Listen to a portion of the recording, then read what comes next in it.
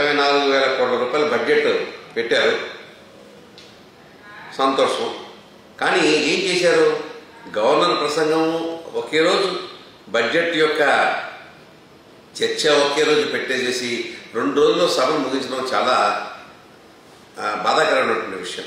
ముఖ్యంగా 151 మంది ఎమ్మెల్యేలు ఉన్నప్పుడు, అలాగే ప్రతిపక్షం ఎమ్మెల్యేలు ఉన్నప్పుడు జనరల్గా అసెంబ్లీ అనేది ఏంటంటే అక్కడికి వచ్చి సాధక బాధకాలు చర్చించుకోవడం అనేది, అక్కడ సాధక బాధకాలు చర్చించుకున్నప్పుడు నిజాలు అబద్ధాలు బయటకు తెలుస్తాయనేది అసెంబ్లీ దానికి ఉద్దేశం. దాన్ని పూర్తిగా నేరుగార్చింది ఇప్పుడున్న ప్రభుత్వం. చాలా బాధాకరమైన విషయం.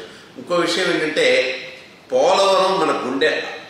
ఒక రకంగా చెప్పాలంటే లక్షలాది ఎకరాలకి తాగునీరు సాగునీరు అందించే ఒక అద్భుతమైనటువంటి ఆ ప్రాజెక్టు విషయించి ఏ విషయం కూడా బడ్జెట్లో కేటాయింపు లేదు, వ్యవహారం లేదు. అది కూడా చాలా బాధాకరమైనటువంటి విషయం. మరొక విషయం ఏంటంటే ఓకే, ప్రజల సంక్షేమ కార్యక్రమాల కోసం 42,000 కోట్ల రూపాయలు బడ్జెట్లో కేటాయించారు. మనకున్న బడ్జెట్ ఏమో 2,24,000 కోట్ల రూపాయలు. అందులో 50,000 కోట్ల రూపాయలు దీని నిమిత్తంగా వెళ్ళిపోయి, జీతాల నిమిత్తంగా వెళ్ళిపోతే ఇక రోడ్లు కానీ మంచి కానీ చెడ్డ కానీ ఎక్కడ వేస్తారు, ఏం చేస్తారనేది సరైనటువంటి అవగాహన లేదు.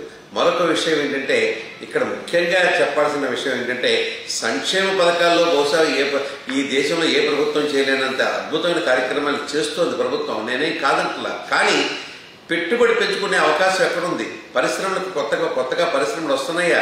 కొత్తగా పరిశ్రమలు వచ్చి దానికి ఏమైనా పెట్టుబడులు వస్తున్నాయా అనే విషయంలో ఎక్కడ క్లారిటీ అయితే అసలు ఏ మాత్రం లేదండి.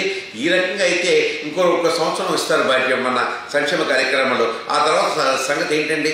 అప్పు తీసుకొచ్చి ఇంకో సంవత్సరం ఇస్తాము మహా చేస్తే. కానీ ఆ తర్వాత ఏం చేస్తారు? 50,000 కోట్ల రూపాయలు సంక్షేమ కార్యక్రమాల కోసం ఖర్చు పెడుతున్నటువంటి ప్రభుత్వం దానికి తగ్గ ఆదాయాన్ని పెంచుకోవాల్సిన అవసరం ఉంది కదా. ఆ మాత్రం ఎందుకు ఆలోచిస్తలేదో ప్రభుత్వం నాకు అర్థం కావట్లా. కాబట్టి ఈ రకమైనటువంటి సిద్ధాంతాలన్నీ కూడా చూస్తే 2 రోజుల్లో అసెంబ్లీ ముగించడం అనేది కరెక్ట్ కాదండి. ఈ రకంగా సక్రమమైనటువంటి చర్చ జరగాల్సిన అవసరం ఉంది. ఇకపోతే ఏ రకంగా తీసుకున్నా కూడా అటు రైతుల్ని కానీ, ఇటు టైలర్స్ని కానీ, అటు డాక్టర్లని కానీ, లాయర్లని కానీ అందరికీ సంబంధించినటువంటి సంక్షేమ పథకాలు మాత్రం బేస్, అందులో డౌట్ లేదు. కానీ మళ్ళీ నేను చెప్తున్నాను, ఆదాయాన్ని పెంచుకోవాల్సిన అవసరం ఈ ప్రభుత్వానికి ఉంది. ఆదాయం ఏ రకంగా పెంచుకుంటుంది, ఏ రకమైన ప్లాన్స్ వాళ్ళ దగ్గర ఉన్నాయనే దానికి ఒక క్లారిటీ లేదు. ఆ దిశగా కూడా ఈ ప్రభుత్వం ముందుకెళ్లాల్సిన అవసరం ఉందని ఖచ్చితంగా బీజేపీ పార్టీ తరఫున నేను చెప్తున్నాను. ఈ రకమైన ముఖ్యంగా పోలవరం ప్రాజెక్టు విషయంలో చాలా అన్యాయం జరిగిందని మాత్రం ఘంటాపరంగా నేను చెప్పగలను. పోలవరం ప్రాజెక్టు విషయంలో కనుక సరైనటువంటి నిర్ణయం కనుక మనం తీసుకునే సరైన డబ్బు కనుక ఖర్చు పెట్టకపోతే లక్షలాది ఎకరాలు పలసాయాన్ని మనం కోల్పోయిన వాళ్ళు అవుతాం.